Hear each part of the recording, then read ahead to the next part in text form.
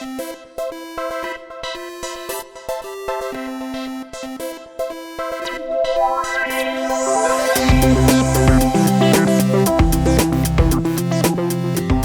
afternoon, everyone. Welcome to another episode of the Overcast Gamer Show. It's Sunday, the 17th of April, and as per usual, I'm joined by Regan Harper.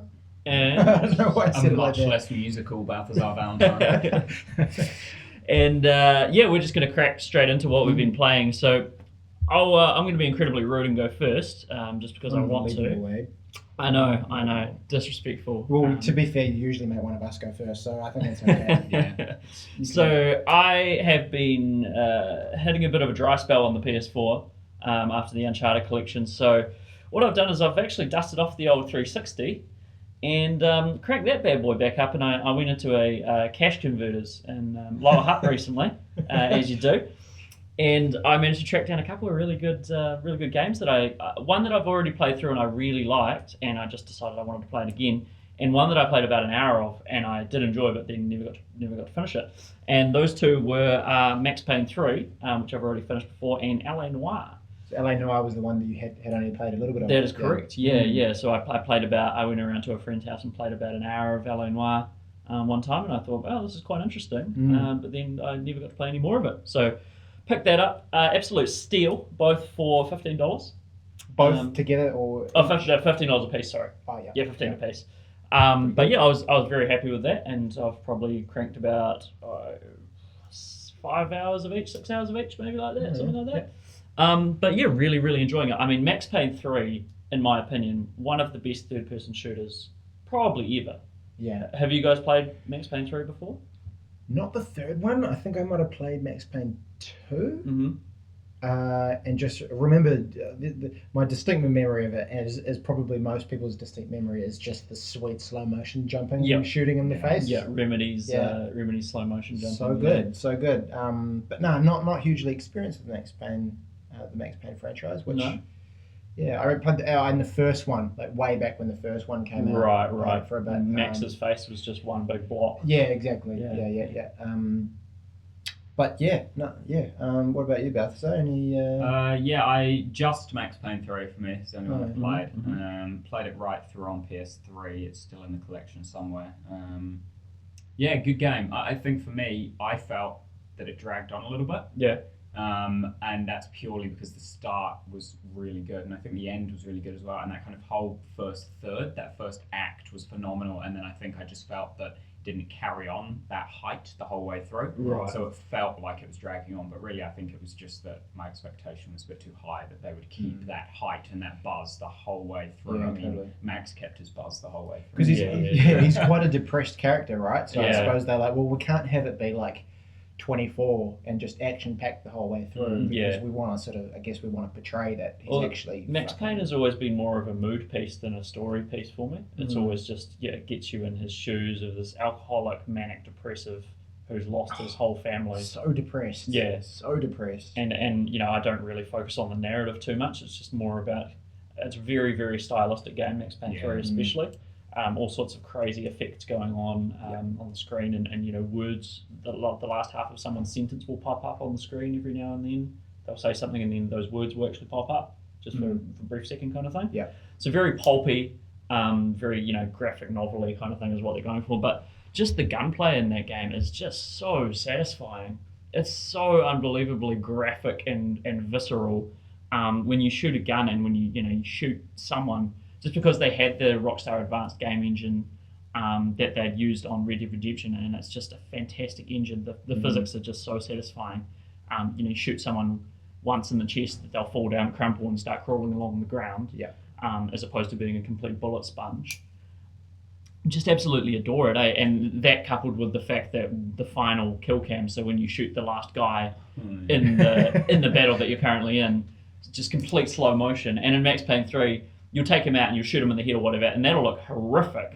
But it's also incredibly satisfying. But then you can keep shooting while it's going, so you can just pummel this dude with lead in slow motion, just make him into a Swiss cheese. Yeah. It's just Oh, it's so much fun. Yeah. Have you ever had one of Blast. those final kill cams where you haven't just unloaded the rest of your clip? No, I find it a don't think missed it's possible. opportunity. Yeah, I don't think it's possible. I Yeah. don't know anyone who has ever, when they realise that you can keep shooting at that point, never just emptied the rest of their clip as it goes. Yeah. 'Cause- And it's got the Red Dead as well, like blood decals and bullet hole decals, which I was really impressed with. Where if you shoot someone in the head, there will be like an exit wound. Oh, right. Really, really cool stuff like that, and it's just incredibly satisfying to see that sort of stuff. They've gone over it with a fine tooth comb, essentially try and make the most graphic Tarantino kind of esque game that they can, and I adore it. I'm never sick. When there's waves and waves of enemies, I just enjoy shooting them all because it's so fun. Just the actual process of shooting them. Does it feel like that game? Because I'll tell you what game I've been playing recently, and I feel like that particular game holds up really well still on an older, last generation console. Mhm. It could easily still be, like a game that could come out now. Yeah. I feel like Max Payne 3 would be sort of up in that kind of level. I think so. Yeah. I haven't noticed.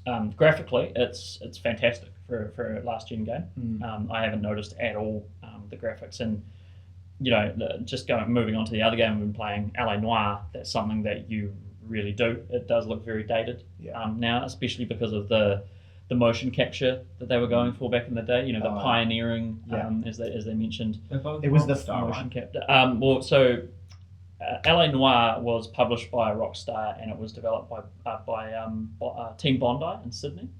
So there's an Australian company who actually developed that game, but they are both published by Rockstar, and Max Payne is developed by Rockstar. Isn't it? And Max Payne 3, was that the first Rockstar Max Payne? Or Yes, is it- because yeah. Remedy did the other two, the first two. Yeah. So I mean, LA Noire it's a lot of fun, and I love those slow, methodical detective games. I mean, I've played the worst of the worst CSI, crime scene investigation, on PC. I downloaded some of those back in the day and just had an absolute blast. It's so terrible, but it's so much fun just working through and uncovering things and analysing DNA. And LA Noire doesn't get that far into it because it is set in the 1940s or what have you, but it still has that I really Hunting like the clues setting of and LA things, Noire.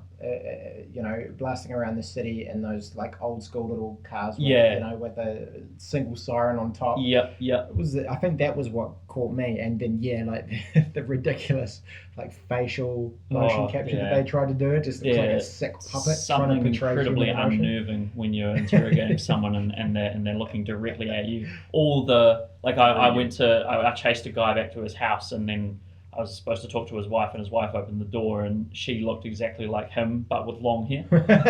And I was just like, "This is incredible. This is what last year was." Yeah. And we saw it with rose-colored glasses, kind of thing. But yeah, no, I'm having a blast with LA Noire as well.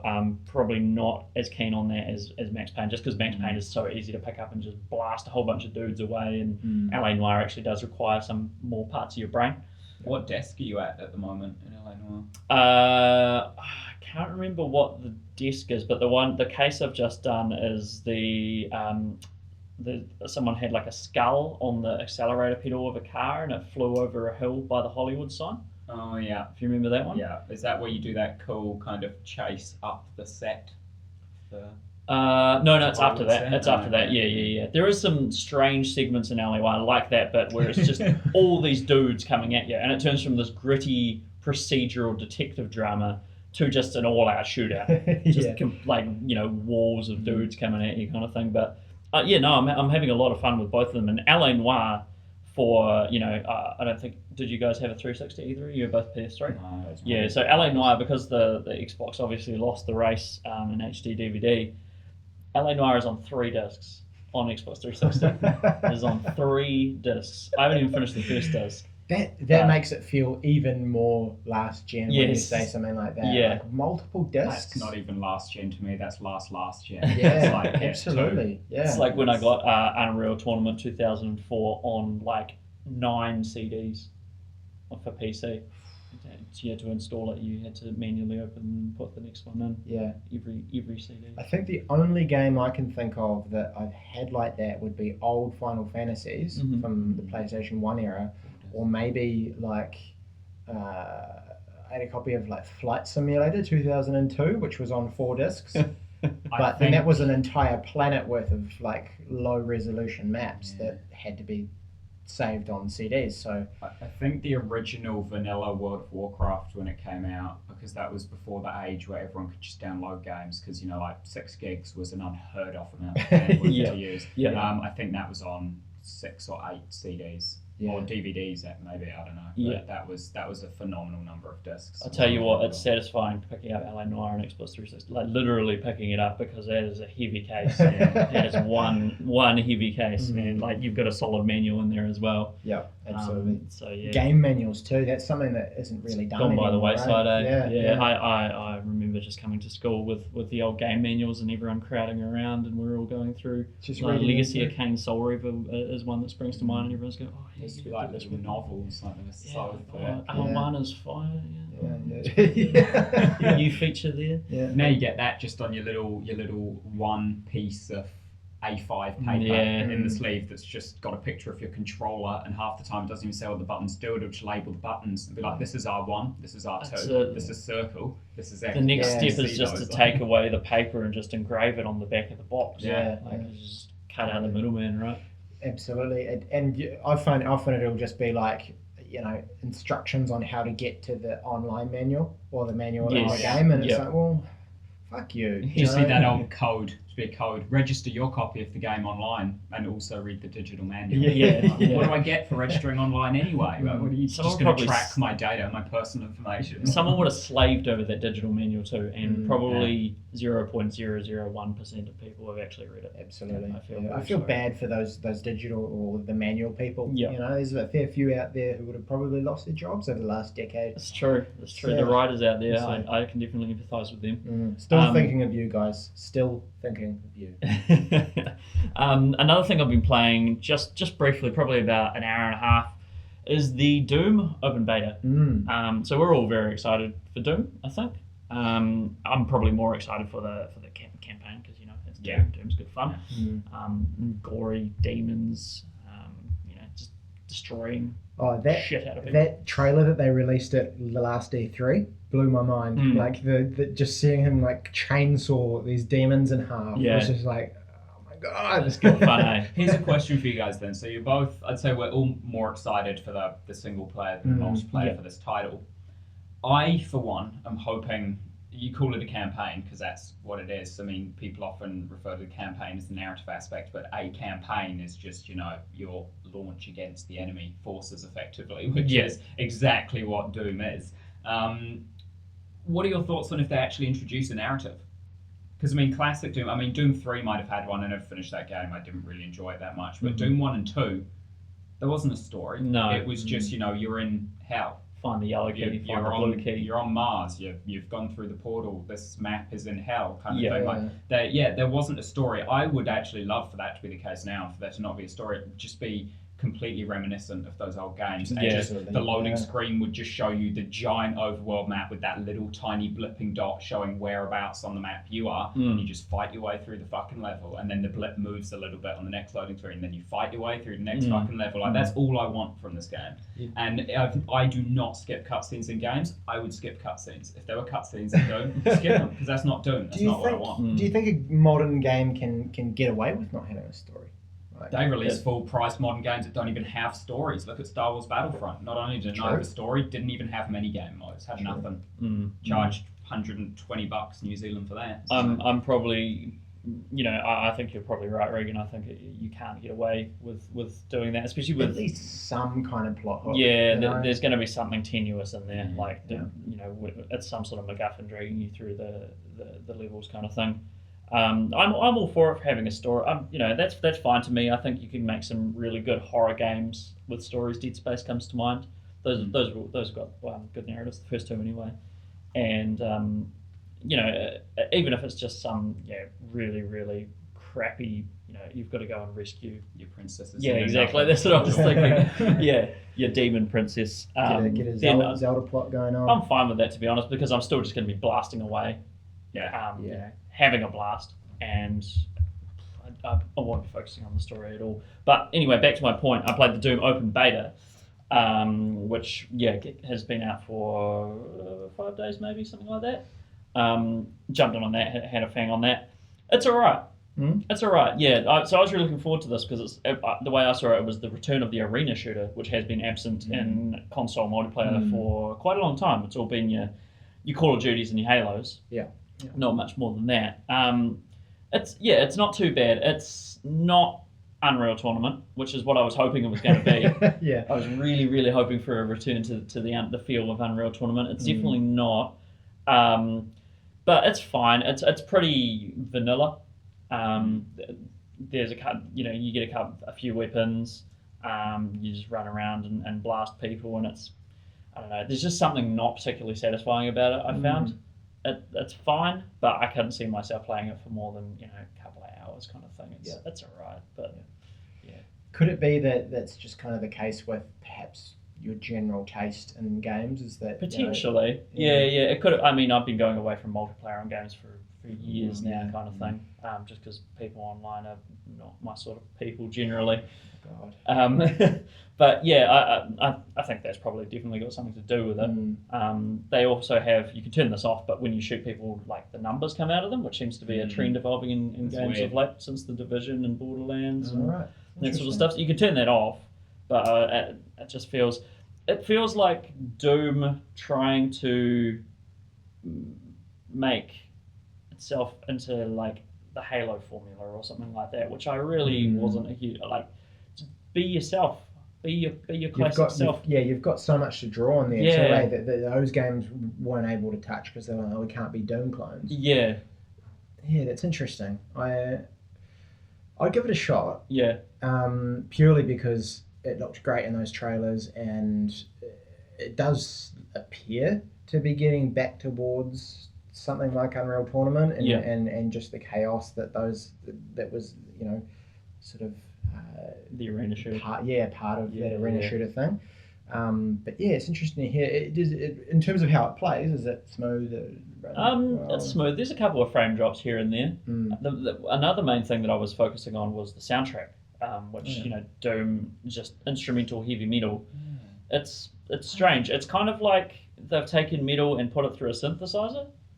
I'm not really a fan of it. It's very odd and crackly kind of sounding, and I would have just preferred some straight up Metallica licks or something like that, just guitars and that sort of stuff. But it seems like it's metal remastered by Skrillex or something.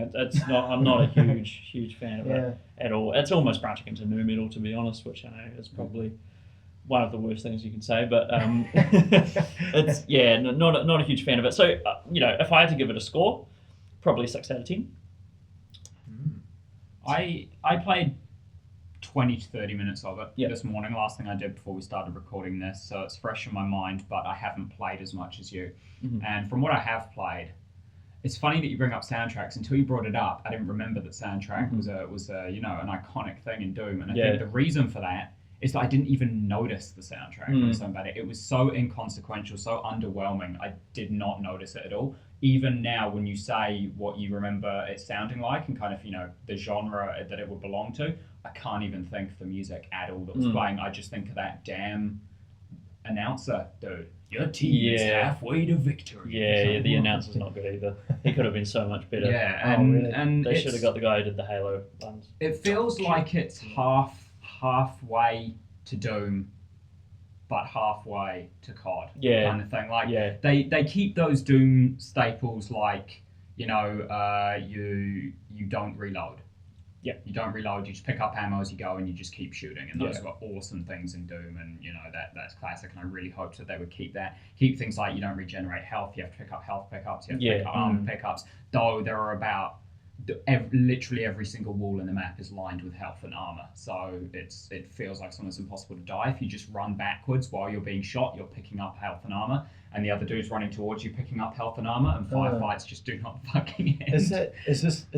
I wonder what, because I mean it's a beta, right? It's an open beta, so surely these kinds of things can be tweaked. Definitely. And that's the idea. So do you think if they do mix these kind of things up, it could come out the other end as being more playable, or I think for me to go back to being Doom, the main thing I'd love to see them do is drop the loadout system. That was it. When it started and it goes pick your loadout, that's when I immediately was like, wait, what? What is this? Because I heard people when I was looking online before I tried it, people saying like, oh, it feels like a modern take of a Doom game, and I was like, oh, sweet.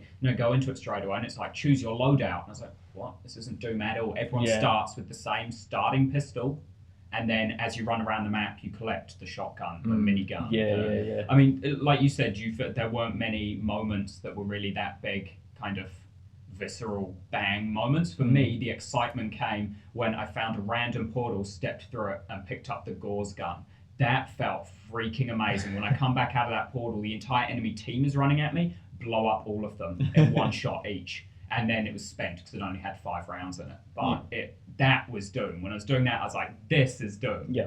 And then the gun was gone and I was back to my loadout assigned weapons. And I was like, oh, this is not Doom. The loadout thing is interesting though, right? Because they want to still have a bit of depth in it as well. Because, people in those games like to specialize and have their own particular loadouts. And so it's kind of like, I'd say that would have been one of those choices they made where it's like, hey, we are perhaps stepping away from where it used to be, but this is something that we probably need to do because this is just where the times are at the moment. I'd say that there'd be some tough decisions that they would have had to make there. 95% chance that was everyone's thoughts with it. That they're just like, we need to pick up these things that have become a staple of modern FPS because everyone expects them. But at the same time, if you look online and you look at what people are saying, the people who don't like it are the people just saying these things that you've added that are the staples of modern FPS. This is what we don't like about it. You are Doom. You are the original. Just stay with what you were. We want that again. And I'm wondering if it's just because this is Bethesda's Doom, isn't it? Yeah, it is. It's software developed at Bethesda. Bethesda publishing it. Okay, So, I'm just wondering if there's anything from them as well, doing it where they're just like, hey, this is what we'd like to see in it.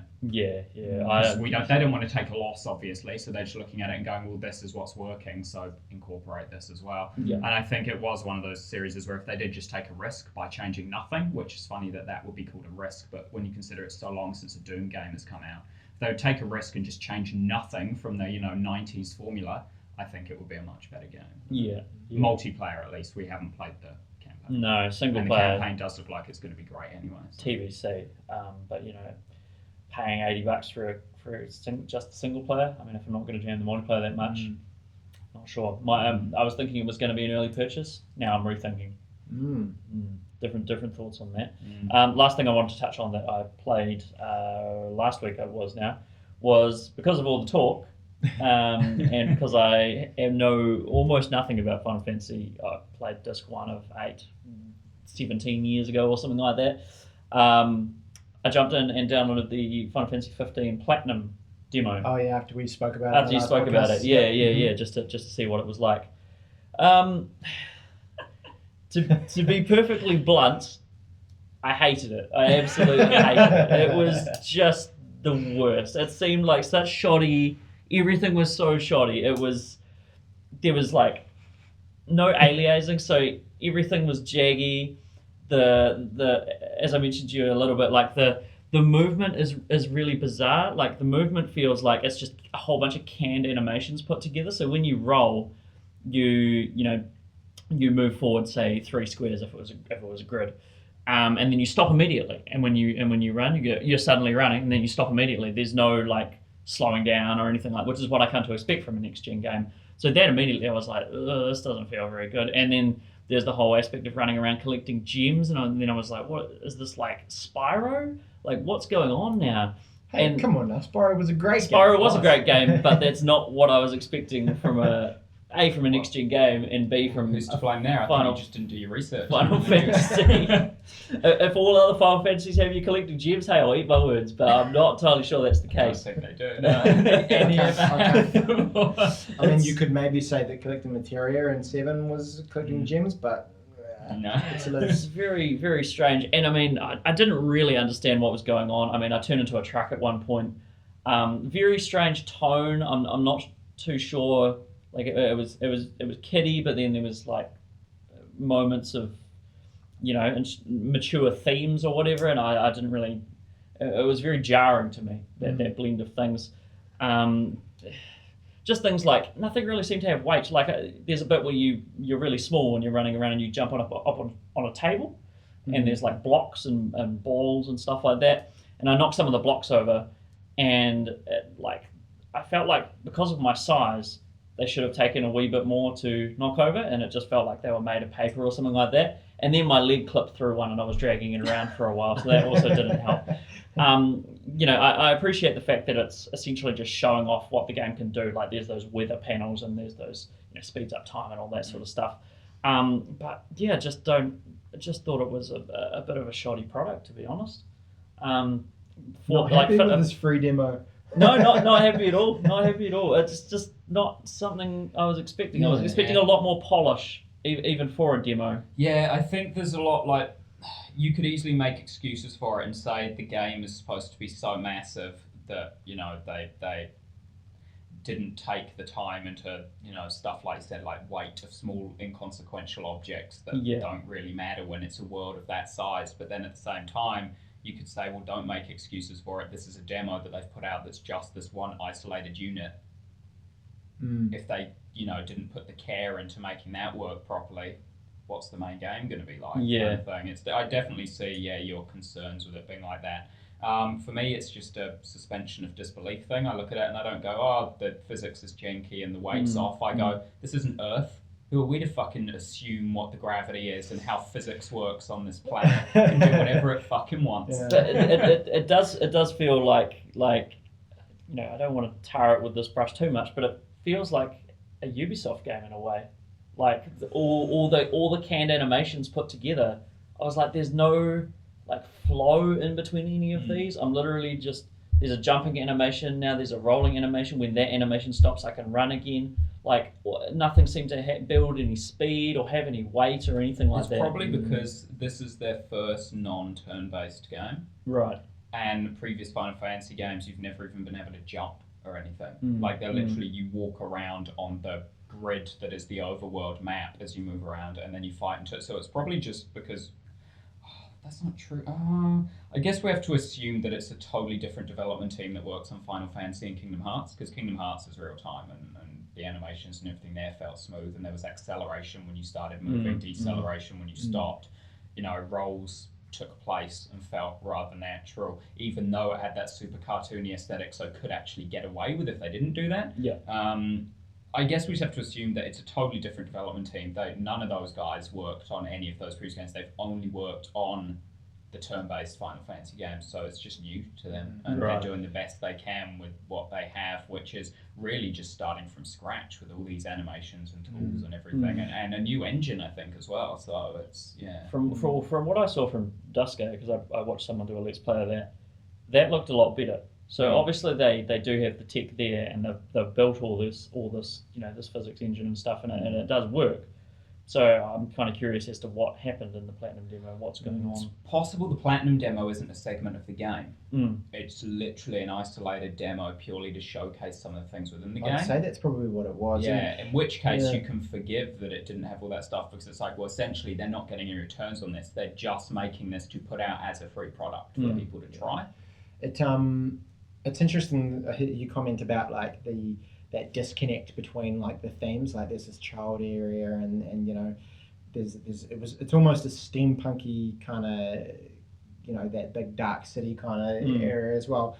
That to me is just like, that's just kind of Final Fantasy. Yeah. Sort of just that's kind of the way that they mix up their shit. Oh, okay. It was like, that was just a stylistic thing that I was like, oh, cool. Yeah. If you, as a Final Fantasy player, you don't bat an eyelid. You just transition between the two. It's like, that's reasonable. There was also some really baffling writing in that. Like I know that lost a lot of it really lost in translation, but there was something about the kid who you were playing. I can't remember his name, but he says something like, "Oh, of course, my safe space was my dad's car," or something like that. And I was like, what is going on? What are you talking about? What does that even mean? Like, is there some sort of like weird subtext in there or something? Like, what? Because the limousine pulls up and he jumps in this limousine. I'm like, hang on. That to me feels like another Final Fantasy type thing. Like you've just got to sort of start accepting these strange little things that they've decided to write into their plot. I don't know if it's a JRPG thing or just a Final Fantasy thing, but I Yeah. heard that and was like, Final Fantasy. Yeah, and the like thing with the little what's the creature called? The little horn. Carbuncle. Yeah, Yeah. that thing. And it sends you text messages. Yeah, well, that was strange. And I'll then give- and it makes that fucking noise every time, like "Ah!" and like every time I send you a text message, I'm just just stop, please. And you can't skip the them. text. Yeah. You can't skip them as well. I was just like all that amalgamated when it came together. I was just like, oh, this is an awful experience. I'm really not enjoying this experience, and it's a shame because when I watched Dusk, I was like, I mean, yeah, it looks alright. It looks alright, and then I played that. I was like, whoa. Maybe not. Let's take a step back here. Maybe I was getting ahead of myself, thinking I might start enjoying Final Fantasy, but I don't know. We'll have to see, and I think I'll definitely leave that sort of stuff to you guys for now. So, Balthazar, I think you've got a bunch to talk about. Yeah, I mean, there's been a few betas this week actually. I mean, there was Doom, of course, and the Battleborn open beta has been running for about a week on PS4 and 3 days on PC. Tried it out on both. I believe it's still running on PS4. I think what happened with that is PS4 gets a 10-day open beta, and Xbox One and PC get 5 days because I think Sony and Gearbox have some sort of deal going where they have exclusive PlayStation content and also 5 days extra on the beta. Looks like it could be an alright game. Also looks like a game that probably I won't spend any money on. You know, like, weird thing to say, good, but not worth any money at all. But it really does feel like a free-to-play game that they're trying to charge money for. It's I'm not sure how to feel about it. And the reason I say this, it's not just because the game plays like a free-to-play game. That would be fine if it would play like a free-to-play game, but you pay for it, and when you get it, you get all the characters, all the maps. Nothing's behind any sort of microtransaction or anything. Right. That's fine. But what's concerning is you navigate to the marketplace within the game, which is where you buy loadouts and stuff like that. And there's a PlayStation Store tab within there, indicating that there's stuff you buy from the store for the game. Now, that page was empty, so it could be DLC and stuff later on down the line that shows there, or it could be in-game currency or loadout packs or something like that. We don't know. And if it's loadout packs, it's just a free-to-play game because they've got all the same microtransactions as a free-to-play game, but they're also trying to charge you full price for it. I don't quite know. Is it going to be a full? It's a full release. Yeah. Wow. PC was much better than PS4. I'll say that from the start. There were horrible connection issues every time I tried to play on the PS4. It took me like 3 matches before I even got through a match on PS4. It kept dropping me out and disconnecting. PC, I disconnected once, like the moment the beta first went live on PC, and then after that, no connection issues whatsoever. So the PC version is definitely more stable. Being a first-person game, just a multiplayer arena game, the mouse precision is just so superior to the controller right thumbstick, I hated playing a melee character on PS4 because the shooters would be at range, and if you got into them, they'd just jump over your head, and because of the slow turn speed with a controller, they were just strafing around you laughing while you were turning trying to find them, and it was really horrible. But on PC with a mouse, just immediately you're tracking them wherever they go and following them, so it definitely feels like it's not quite there on PlayStation in terms of the control scheme and everything. Right. But essentially, it's like an amalgamation of a MOBA and a hero shooter, effectively, like a your Team Fortress 2. Yeah. I'm loath to say it's like a fusion of Overwatch and a MOBA because everyone already says this game is like Overwatch, and it's not like Overwatch. So I don't even want to use Overwatch as comparison, even though it's Overwatch plus a MOBA fused together. So it's not a competitor to Overwatch because it's not a team, but like a competitive shooter where you just destroy the enemy team or push the objectives. It's even the PvP mode is heavily PvE focused. It's more like a MOBA in that there are waves of minions, and you've got to push your minion wave into their base so that they can destroy the enemy base. So yes, one of the easiest ways to do that is to kill the enemy team members using your abilities, which is where the shooter competitive aspect comes in. Right. But you could also just as easily devote your time to killing the enemy minions so that your lane moves faster and pushes up, and you could be just as effective doing that. So it's not really similar to Overwatch at all. So I think that people should give it a go. It's in open beta, which means it's totally free. If people are going, I'm not going to give it a go because I'm already interested in Overwatch and that looks vastly better, they are not the same sort of game. Right. And I played a wee bit of Battleborn as well. I'll just give my 2 cents really quickly. To me, I've never been a huge fan of Gearbox in general. I mean, Borderlands is alright, but I don't really like their writing style. They're just all wink, wink, nudge, nudge, look how meta we're being kind of thing. And in Battleborn, a couple of the things that really put me off is they keep making references to like 5-year-old outdated memes and stuff like that. Like at one point, one of the guys like a taunt and he's like, "You mad, bro?" And I was like, "Oh!" Like at that point, it was like face palming. Yeah, it was really bad. It was the equivalent. That character. Also, just like because I played through one match, the sort of story mode thing they had with some people online and did. I played one of those. So there were 2 maps, I believe, weren't there? But I played the snowy mountain one where you escort the robot wolf spider. Yeah, the spider thing. Yeah, I played that one as well. And just to me, the game, it was the visual equivalent of someone screaming in your ear. It was like all the stuff was going on. I didn't like the art style at all. It was way too complex. There was just stuff littered everywhere. It looked really messy. Again, I don't know how it's possible, and its potential. It could just be that my brain is broken and just sees things differently, and I've literally become so incorporated into the PC master race that when I'm playing on something other than a PC, my brain automatically just goes, "This is shit." But I totally agree with you that when I was playing on PS4, it seemed like a major clusterfuck, and I couldn't work out what was going on.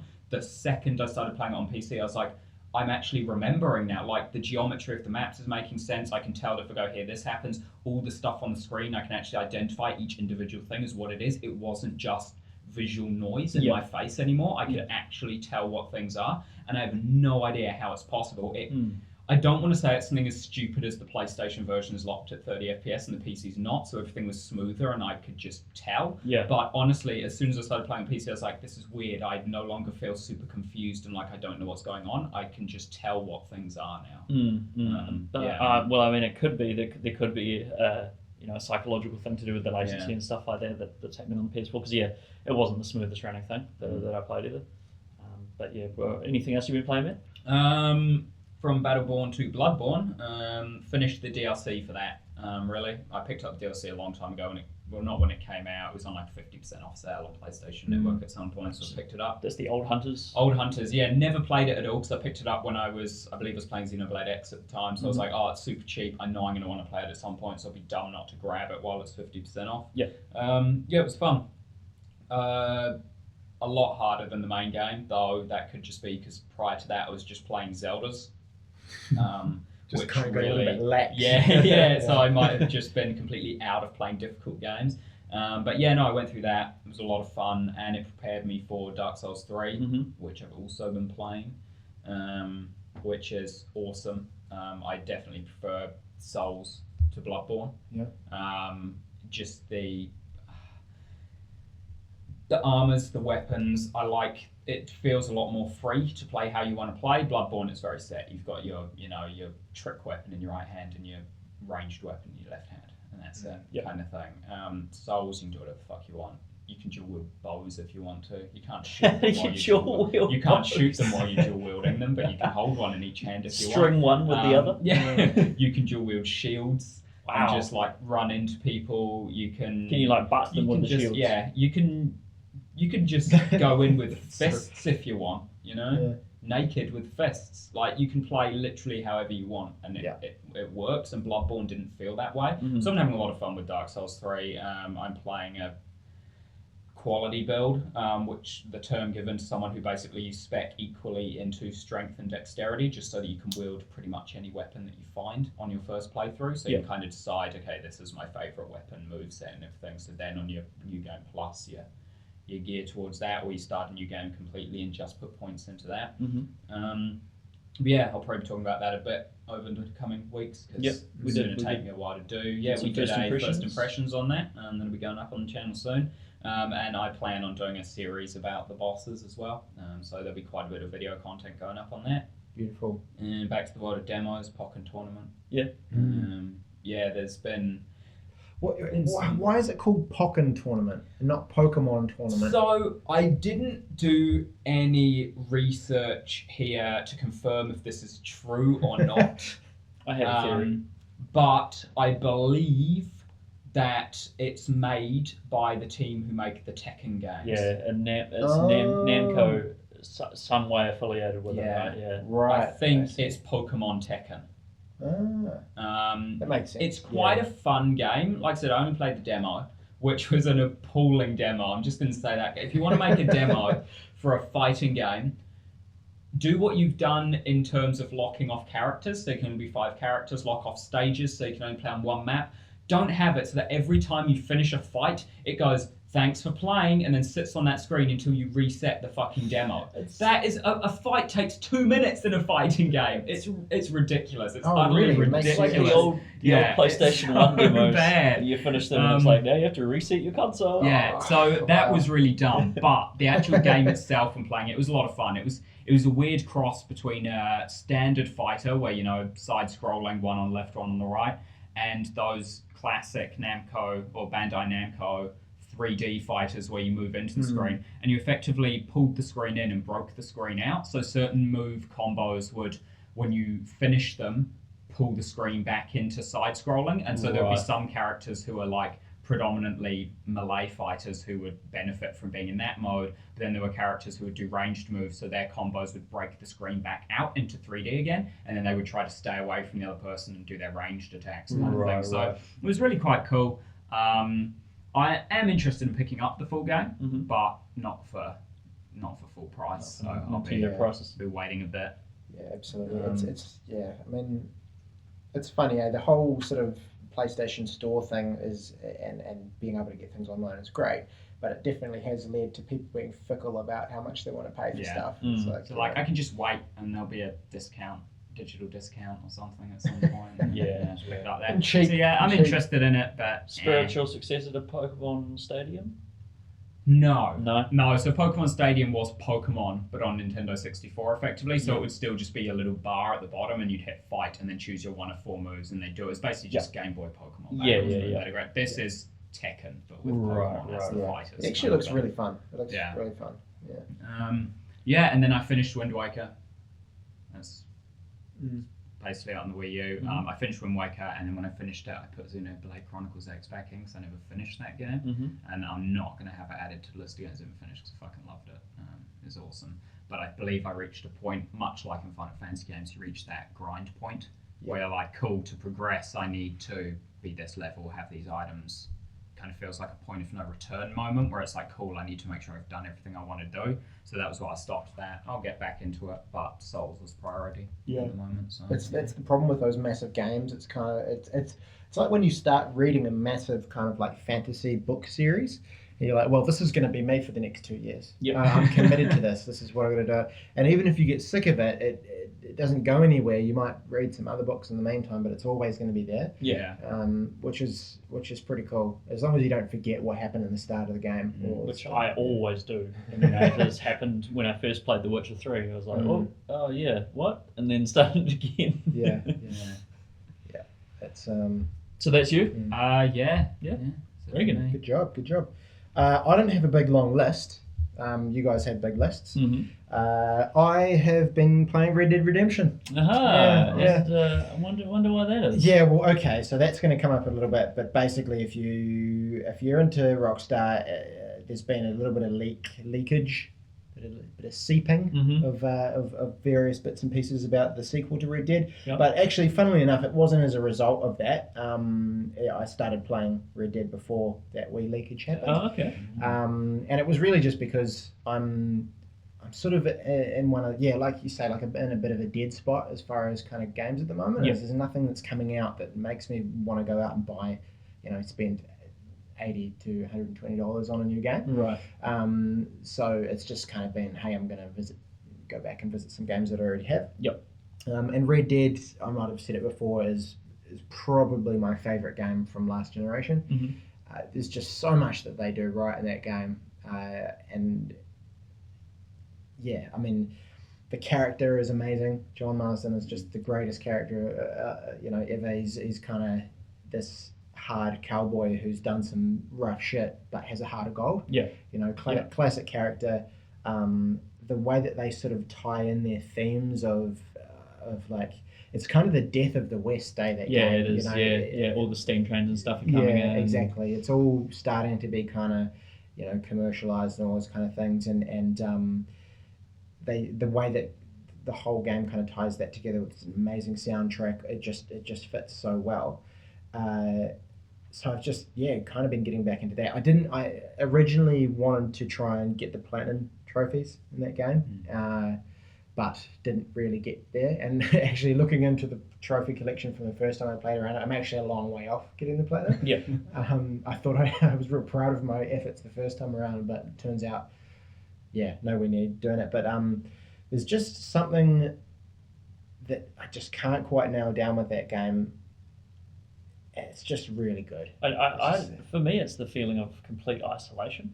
When you're just out in the desert, and you're under a starry sky, and there's cacti around you and coyotes howling in the background, and there's just no one there. I'm just like, this is incredible. This is so just a great immersive experience. Absolutely. And at the time when that game came out, I'm pretty sure it was the first time that I can recall that ever being really done on that sort of level, and having those challenges where it's like, hey, go out and hunt this many of this particular animal or whatever. Yeah. You've got to get on your horse and fucking go out into the wilderness and like and do it. And it does give you that sense of like, fuck, I'm going out on a trek. I'm a badass Western guy with a gun. I'm gonna go out and kill these animals, sort of thing.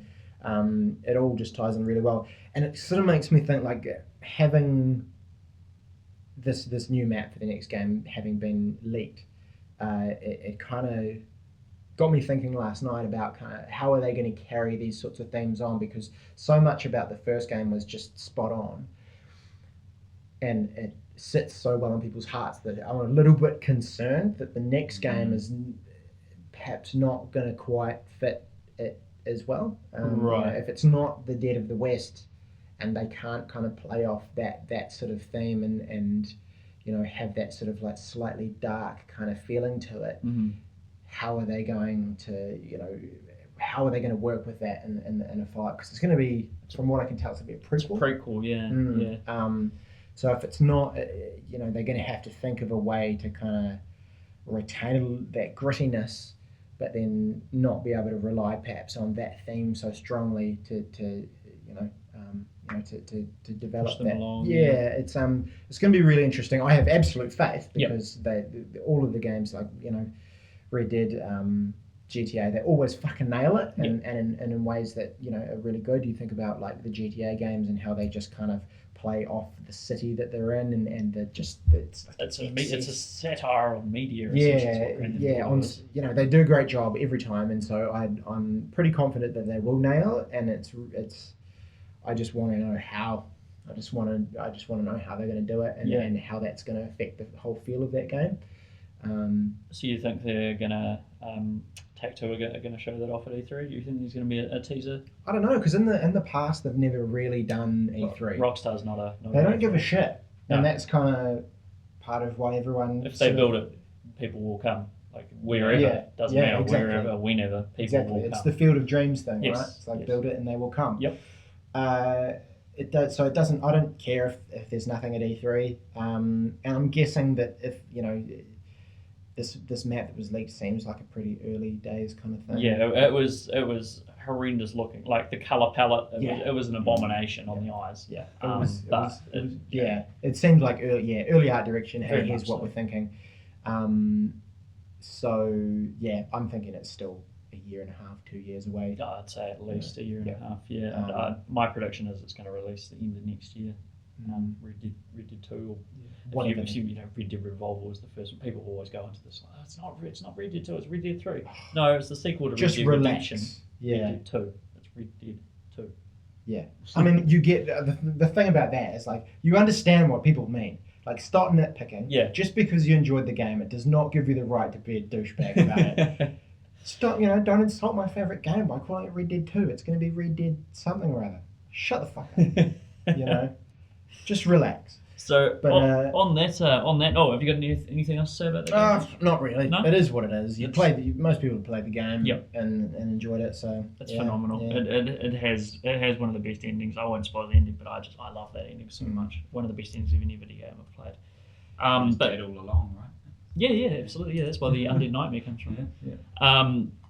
Yeah. So on the topic of Rockstar, some pretty interesting news came out in the last week, and that is that a man called Leslie Benzies, who is one of the partners of Rockstar in general, the whole company, him and Dan and Sam Houser are essentially the three partners. Leslie Benzies has been removed from the company forcibly, and he is now suing Rockstar for $150 million. So Interesting. Yeah. So from what I can tell, essentially what happened is Dan and Sam weren't happy with the share that Leslie was getting. They thought they were doing more than he was. Mm-hmm. So they asked him to go on a 6-month sabbatical. He took that, and when he came back to the offices in Edinburgh in Scotland, he was locked out. And when he eventually got in, he was told to leave by the Wow. the office manager. So he's been essentially ousted from the company, and is now suing Rockstar for $150 million, which they are now countersuing against him for I think there might be some defamation in there or something like that. But yeah, pretty extreme. I mean, Rockstar is probably the most secretive video game company You've got to be out there. there. Yeah, for sure. You never see what goes on behind closed doors. You never see interviews with anyone working at Rockstar. It's the Charlie and the Chocolate Factory essentially. People go in and never come out. Absolutely.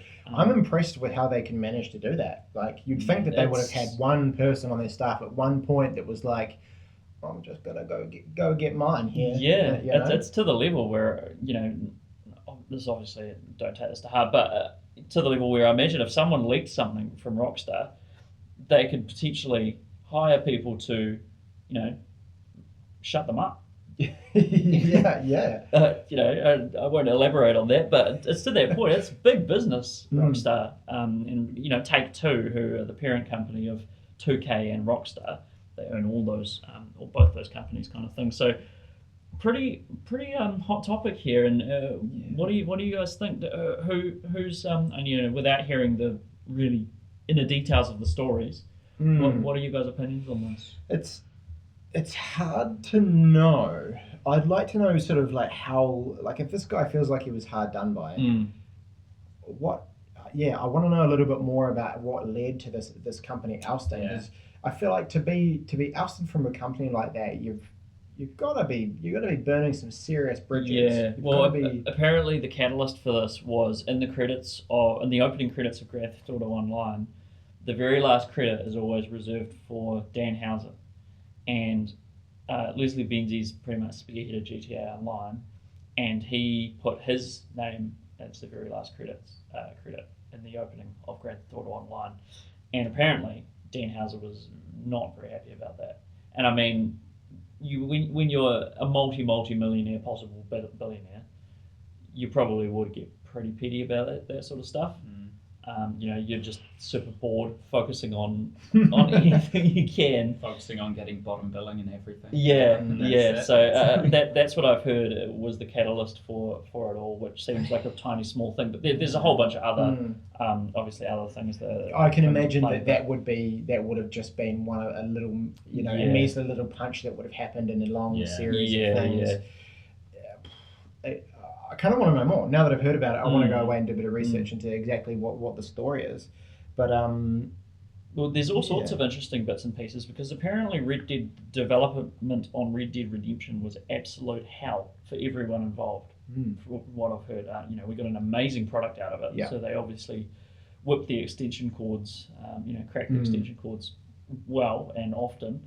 But I mean, apparently the code is chaos as well. So apparently that's why no remaster, PC port. Yeah, exactly. But yeah, apparently Leslie Benzies came in on RDR and cleaned everything up from what I read. Right. Yeah, he came in at a point where Dan and Sam were at the end of their rope, and Leslie just came in and sorted shit out, got shit done. So it's going to be interesting to watch Rockstar's games in the future without him. Yeah, if they absolutely. do, if they don't retain that level of polish that they previously had, we'll be able to jump to some conclusions there. Yeah, that will be really interesting to see. And I guess we can. I wonder how that will be reflected in the games that we see over the next couple of years. Yeah. With Red Dead Redemption 2 Bully sequel, can guarantee that'll be coming out. Whatever they do with GTA, that's probably 10 years down the pipeline. Easily. That made me laugh because you go online a lot and you can do a bit of research into what people think the next Rockstar game is going to be, and so many people want it to be just another Grand Theft Auto. It's like, come on, guys, you just had Grand Theft Auto 5. 2013 was GTA 5. It just happened. Like in the world of Rockstar games, that's just yesterday. Yep. And it amazes me. It's like, come on, guys, just think outside your little box. But there's a massive following for Red Dead. Like, people are losing their minds over that map I've seen, and rightly so. Red Dead is incredible. But they also have an unreleased game called Agent. Have you guys heard of that? Yeah, Rockstar game that's been floating around for God knows how long. It's just it was like sort of mid 2000s, right? And they keep updating the rights to it. The patent. Yeah, the patent. Yeah. And they just never seem to do anything with it. That's the thing. They could come out in a week's time and be like, "Here's the next game," and they could. That's the thing about Rockstar. They can easily catch people by surprise. Yeah. Maybe they will. They do whatever they want. We can only hope. And just a tiny little bit of news. Such smaller stakes than this first piece of news. So Bandai Namco teased a big announcement last week as well, and everyone was getting very excited because I think this is prior to Dark Souls 3 releasing or something. It's like, what's it going to be? What's it going to be? They did a lot of marketing on this announcement. Eventually got to the time, and they announced a Dark Souls clothing line, which everyone was unhappy with. Really? Yes. A dark. Oh, wow. That was the big announcement, and it was pretty amazing looking at some of the Twitter replies and the reactions to this, because people just were they thinking it was going to be like a new game launch or something like that, something large, new IP maybe. If there's anyone more impatient than Rockstar fans, it's Souls fans. So Souls even fans. though Dark Souls 3 was like a week ago, they were probably expecting a Dark Souls 4 announcement. That's amazing. And so are these? So when they say Dark Souls clothing line, is it like the clothing that you see in game, and you can go out and? Nah, No. it's just a shirt with a picture of a PS4 case on it. It's actually just a shirt with the Dark Souls logo and stuff. It's not the clothing. It's not. It's stuff not like that. even as interesting as the already existing Dark Souls clothing that wasn't first party. That was just other. I mean, I've had a couple of Dark Souls shirts. So it's just a licensed And- shirt. Yeah. Yes. And the Oh, designs wow. aren't even Was- as good as the existing ones. So I don't God, even. I can- Yeah. No, I can understand why people were upset at that. It was, if you go onto the Bandai Namco Twitter and look at the announcement and look at some of the responses, you'll have a good time. There's a lot of I think interesting people would have been responses in there. excited if it was clothing from the game. If you look at, for some reason, the Souls community is obsessed with Artorias, but if his armor was released as an actual, like, you could buy his armor, A, it probably cost like 10,000 US or something, Yeah. but B, fucking everyone would buy it. It doesn't matter what it costs. Yeah. Like, they're obsessed with that shit. It's like Ubisoft and bringing out that you can you buy a ticket. Was it pre-order ticket? Pre-order Pre-order movie movie. ticket, you get a crossbar. You Yeah. get a fucking crossbow. Working crossbow. It's not going to lead to any. That's gold. But yeah, I can understand that if it's. I mean, a T-shirt with a logo on it. Come on. They You might as well obviously know just what buy the a fans white want. T-shirt, get a marker and write "Prepare to Die" on it. Done. Pretty much. That's basically what they've done. Big disappointment. I'm not the hugest From Software fan, so I was kind of watching from a distance, chuckling. But yeah, it was more interesting to see the fans' reactions than at the actual announcement or anything like that. That was more just watching these people just lose it, Yeah. break down. Would you guys ever even if let's say they brought out a T-shirt or some like licensed clothing for your favorite game, would you ever even buy it? Would you buy it? Yes. Exactly. Yeah, I yes. have a Fox shirt from Metal Gear Solid. Oh yeah. I've got a Naughty Dog shirt as well. Yeah. And I want a Crash Bandicoot t-shirt. I've been looking for a Crash shirt for ages, but yeah, for sure. Yeah. Oh, Definitely. yeah, totally. Yeah. I have. I mean, I'm not huge. I buy clothing for function, so I'll just buy base issues. But yeah, I guess it came out. It's just interesting. Yeah, I wouldn't buy like a set of armor or anything like that. But I would buy a t-shirt. Because you can't just wear pants. that. Well, you can't just wear that casually down the street. No. You could, but you'd probably get some weird looks. Especially in New Zealand, you could Yeah. probably pull it off in Japan or somewhere like that. But yeah, You could pull it off if you're just going to go on a killing spree. Yeah, or just around the time of Armageddon. But Yeah. that guy's just going to that convention thing. Yeah. I saw a girl walking through the city today. Actually, I made like an adult and went to an open home. Turns out the open home wasn't on, but we walked from Berrimore back through the city, and saw a girl walking around in like full kind of like cosplay type outfit, just rocking along. And I was like, what's up with that? And Casey, my girlfriend, was like, yeah, no, it's just a fashion thing. Like people, it's just how some people are dressing at the moment. Yeah, it does come up. I mean, Hannah said one time that someone came in.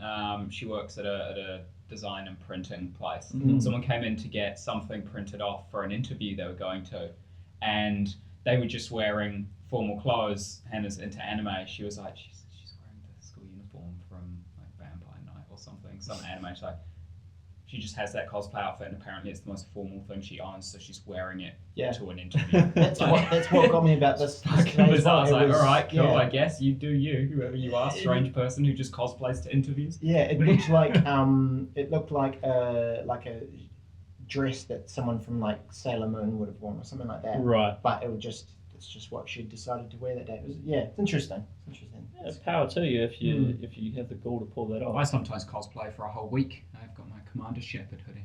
Yeah. N7 hoodie with the red stripe down the side. Yeah. And there you go. I'm just cosplaying Shepard, really. It's because you can get that hoodie on the ship in Mass Effect 2 or 3. You can choose your casual attire on the ship. You can choose jeans and that hoodie. Oh, yeah. So That's my kind of clothing. There you go. I'm just cosplaying Shepard whenever I wear that hoodie and jeans, really. Aren't I? Brilliant. Only one discussion topic that I wanted to bring up. Regan, I think you wanted to talk a bit about cross-console play. Yeah, it's kind of interesting because I actually didn't see didn't see that you'd written this down, and it was kind of interesting when I saw it because it reminded me of a thing I saw recently. The whole cross-console play and the way that kind of fanboyism is starting to sort of die off a little bit. It is, yeah, which is in my mind excellent. Great. Excellent. People just kind of, it's like with my comments earlier about Red Dead 2. It's like, sure, you might have a lot of emotional attachment to a game, but so does a lot of other people. You aren't the only person who cares about this particular game. Mm-hmm. And an article came to mind with Phil Spencer that I had a look at recently, where he went on Twitter, as he does, and he complimented or he praised Sony for getting together Uncharted 4, and he said, I'm really looking forward to it. It looks like a great game. Good job, Sony. Yeah. And the fanboys lost their mind. They were like, what are you doing? Praising Sony. What? This is unbelievable. Head of Xbox. And Phil Spencer didn't let that slide, and basically, essentially, I can't remember the exact wording, but he essentially responded with, hey, we're working in an industry, and if someone does something that's really fantastic and is a real achievement, we should be giving them praise for that. There's nothing wrong with that, and that's amazing. And the fanboys came back, and there was a little bit of back and forth about it, but mad props to Phil Spencer, and that's it. It's not. I think the thing is, at the level where we've got these CEOs who are all about their product and they're controlling it. They don't hate each other. No. I don't imagine Phil Spencer goes to bed at night going, Sony, those motherfuckers. I don't think that's how it works. And I think, if the CEOs of these companies are kind of at that level, there's no reason why people further down the track who just happen to have a bit of an emotional attachment to some products shouldn't be the same way. It just blows my mind. The whole fanboy thing, it screams it's all that's wrong with the world. I think. Gone are the days, hopefully. I don't know if you guys remember during the launch of, I believe it was the PlayStation 2. No, sorry, the PlayStation 3. Sony was having a party in Paris, a release party, on the side of the one of the the river, the main river in Paris. Yeah. And they were having a big party and doing announcements and whatnot. And a Microsoft boat drove past full of Microsoft employees, and they were just heckling them. And then the Microsoft boat just drove past the Sony event, and they were like throwing things and just like heckling them. And that actually happened. That was the thing. That's so crazy.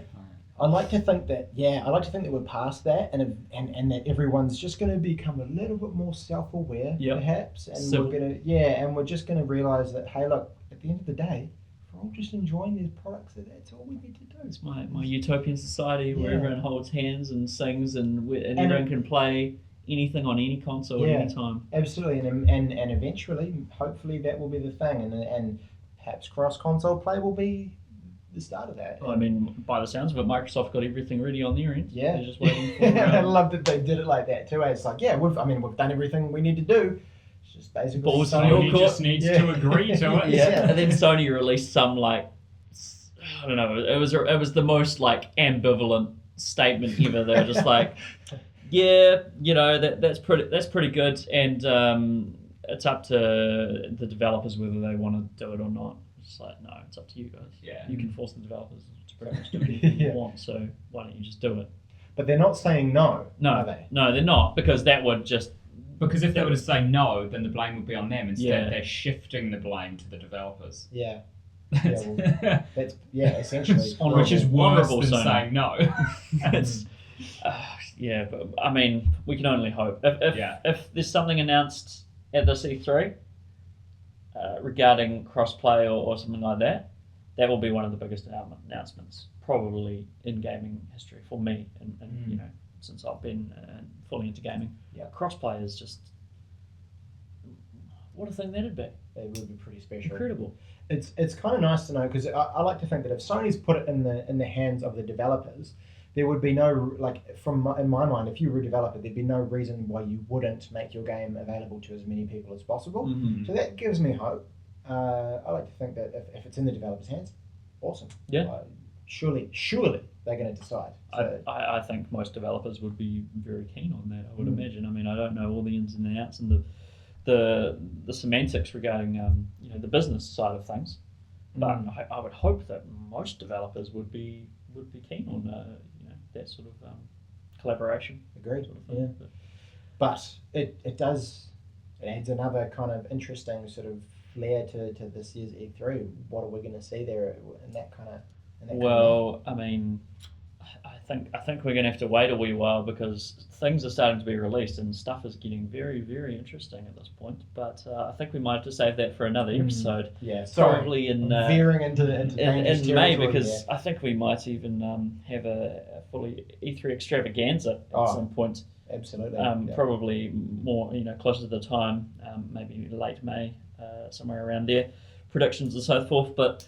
Yeah, that's a little while away, but we can all, Uncharted 4 is out. It's getting closer. Yep. I believe it's out, what is it, 20 days or something, approximately, something like that. So you pre-ordering it? I am not pre-ordering it, but I will be picking it up day one. Day one? Yeah, don't pre-order, I just don't pre-order it. Yeah. And whenever I go into EB or whatever, and I'm looking around, do you want to, have you got anything you want to pre-order? And I say to them, I don't pre-order, it's ruining the industry.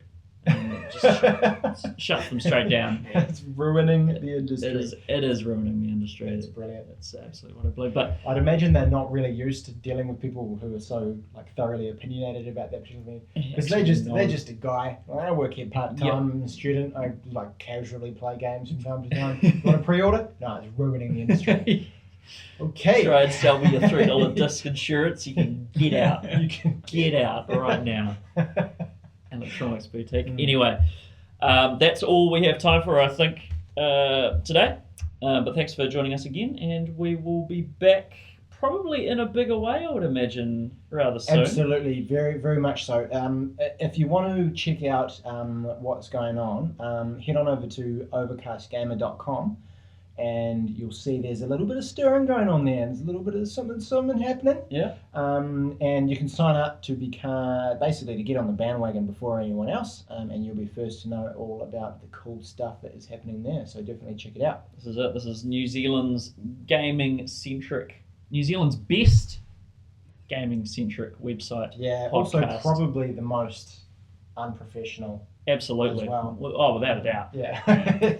But But definitely check it out. There's going to be some awesome stuff going on there, and we can give you some more news about exactly what that will be very soon. So keep posted. Absolutely. Thanks for joining us, guys, and we'll catch you again in 2 weeks' time. See you later. Toodles. Ka kite.